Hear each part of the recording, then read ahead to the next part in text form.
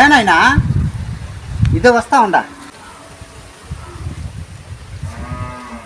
ఏనాయనా నాయనో నాకు 7 మార్కులకి 70 మార్కులు వచ్చినాయి. ఇద్దరు చూడు నాయనా. అబ్బా నిజమే కావాలా, నా కొడుకు బాగా చదివేలాగుండాడు. ఏయ్ రామయ్య ఇట్లారా. సురేష్ మామ ఏయ్యా చెప్పా, నా కొడుకు చూడరా 7 మార్కులకి 70 మార్కులు తెచ్చున్నాడు రా. లేదా చూపియా. ఓ మామ 7 మార్కులకి 70 మార్కులు ఏడన్నా వస్తాయా మామ? అప్పుడు 7 మార్కులకి 70 మార్కులు రావా? అంటే నా కొడుకు నన్ను మోసం చేస్తున్నాడు. ఒరే నా కొడక, ఒరే నా కొడక. మామా నీకు చదువు రాదని నీ కొడుకు నిన్ను మోసం చేస్తున్నాడు మామా. రే నాయనా నా చేతులు ఒకసారి చూడురా. చూసినావురా, నేను గెడ్డపార వేస్తా ఉంటే నా చేయిలు రక్తం కారుతా ఉందిరా.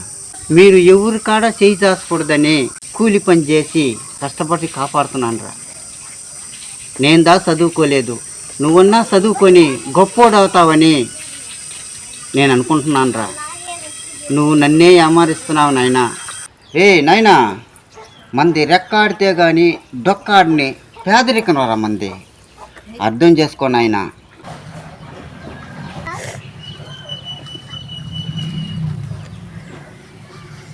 నాయనా నీ కష్టం చూసాను నాయనా.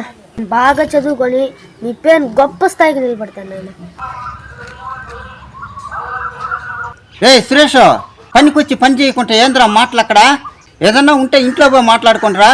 పనికి వచ్చినప్పుడు పని చేయి. అయ్యా వస్తున్నానయ్యా.